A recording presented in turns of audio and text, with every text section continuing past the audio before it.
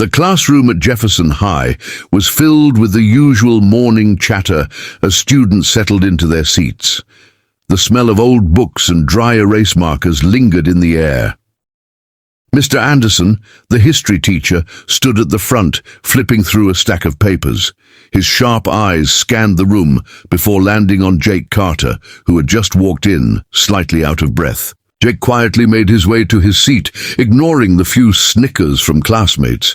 His jeans were dusty, and his hands showed faint traces of dirt, evidence of the morning farm work he had done before coming to school.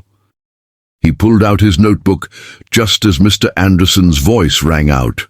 "Jake Carter." Jake looked up. Mr. Anderson's face was stern, his lips pressed into a thin line. "You're late again," the teacher continued, "and I assume once again you don't have your homework." Jake hesitated, his fingers tightening around the edge of his desk. He had tried. After waking up at dawn to help his father with the cattle and hauling sacks of feed, he barely had enough time to wash up and run to school. I didn't get to finish it," he admitted. The class went silent. Mr. Anderson sighed, shaking his head in frustration. "This is the third time this week, Jake. You can't keep making excuses. If school isn't a priority for you, then why are you even here?" Jake's jaw clenched. "I do care about school," he said, his voice firm but respectful. Mr. Anderson scoffed. "Really? Because it doesn't look that way. You show up late, unprepared, and now you're talking back?"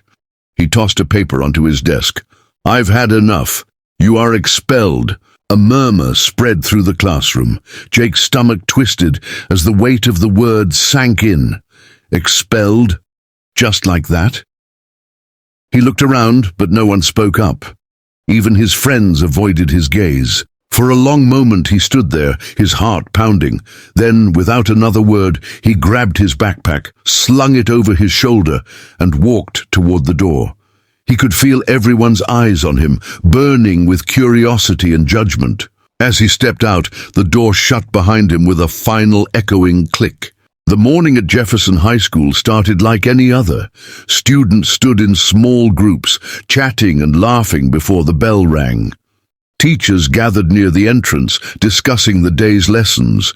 The sun cast long shadows across the football field, and everything seemed normal, until a deep rumbling sound filled the air. At first, no one paid much attention, but as the noise grew louder, conversations died down. Students turned their heads toward the sky, shading their eyes against the glare. A helicopter was approaching. The massive aircraft gleamed under the morning sun as it descended lower. The rhythmic thump, thump, thump of the rotating blades sent powerful gusts of wind across the schoolyard.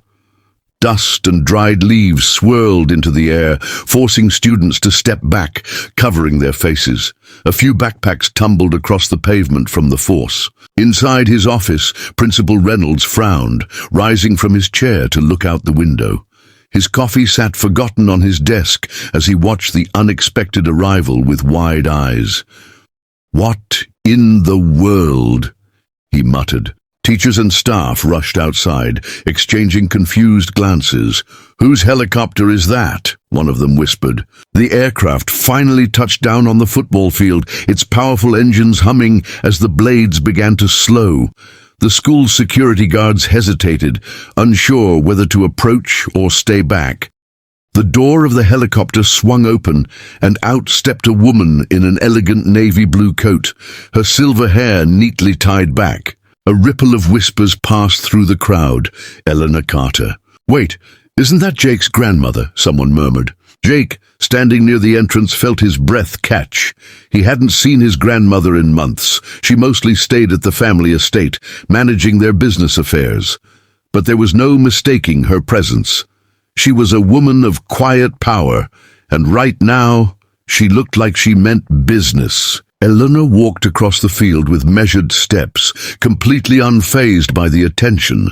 The principal hurried forward, adjusting his tie nervously. Before he could even speak, Eleanor's sharp gaze landed on Mr. Anderson, who stood frozen near the entrance, his expression unreadable.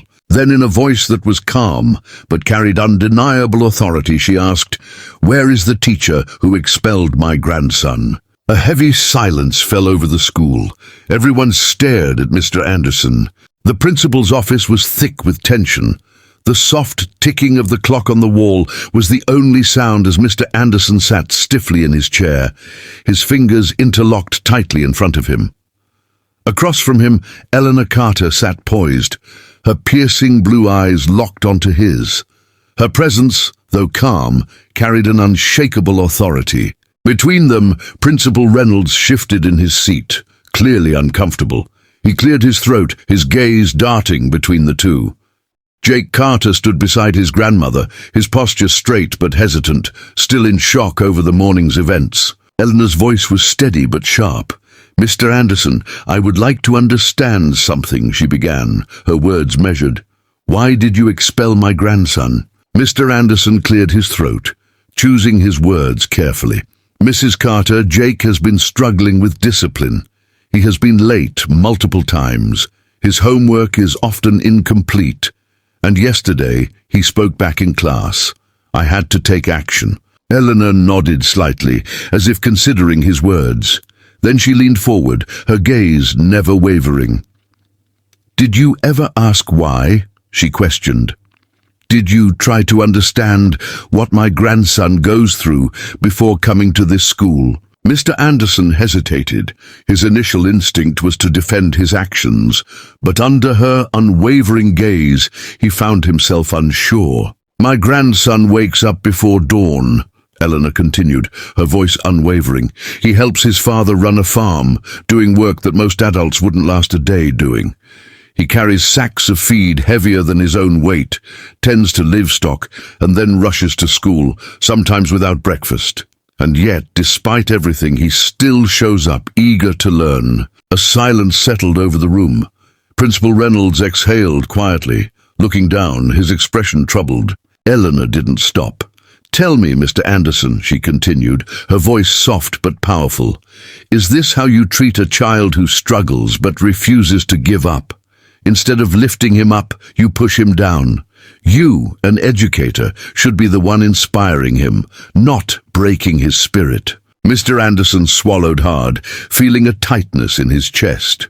He had never considered Jake's circumstances before. He had simply assumed the boy was careless.